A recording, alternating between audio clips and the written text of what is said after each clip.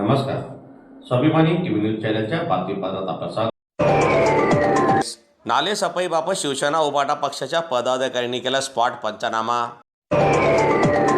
शहरात पावसाळ्याच्या पार्श्वभूमीवर नाले सफाईची कामे योग्य पद्धतीने होत नसल्याचा आरोप करत शिवसेना उभाटा पक्षाच्या पदाधिकाऱ्यांनी विविध भागातील नाल्यांची पाहणी करून स्पॉट पंचनामा केला. यावेळी अनेक ठिकाणी नाल्यांमध्ये गाळ, कचरा व झुडपे साचलेली असल्याचे निदर्शनास आले. पदाधिकाऱ्यांनी संबंधित परिसरातील नागरिकांच्या तक्रारी ऐकून घेतल्या तसेच मनपा प्रशासनाच्या नालेसफाई कामकाजावर नाराजी व्यक्त केली. पावसाळ्यापूर्वी नाल्यांची संपूर्ण स्वच्छता न झाल्यास नागरिकांना मोठ्या समस्यांना सामोरे जावे लागू शकते अशी चिंता यावेळी त्यांनी व्यक्त केली. यावेळी प्रशासनाने तातडीने नालेसफाईची कामे पूर्ण करावीत अन्यथा उभाटा पक्षाच्या वतीने तीव्र स्वरूपाचे आंदोलन छेडण्यात येईल असा इशाराही पदाधिकाऱ्यांनी दिला आहे.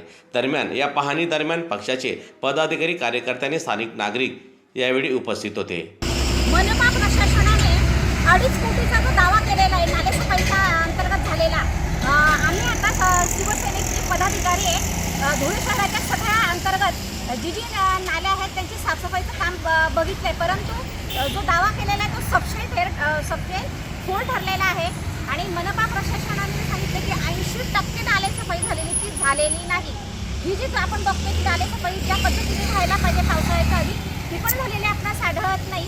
आणि जो खर्चाचा दावा केला आहे तो देखील सबशेल फोड ठरलेला आहे. नालेसफाई न होणं म्हणजे जनतेच्या आरोग्याशी देखील खेळ आहे आणि जनतेने ज्या कररूप पद्धतीने पैसा भरलेला आहे तो देखील खाण्याचा एक पर्याय आहे असं आम्हाला वाटतं. आणि पावसाळ्याच्या आधीच ही नालेसफाईची झाली पाहिजे, ती झालेली नाही.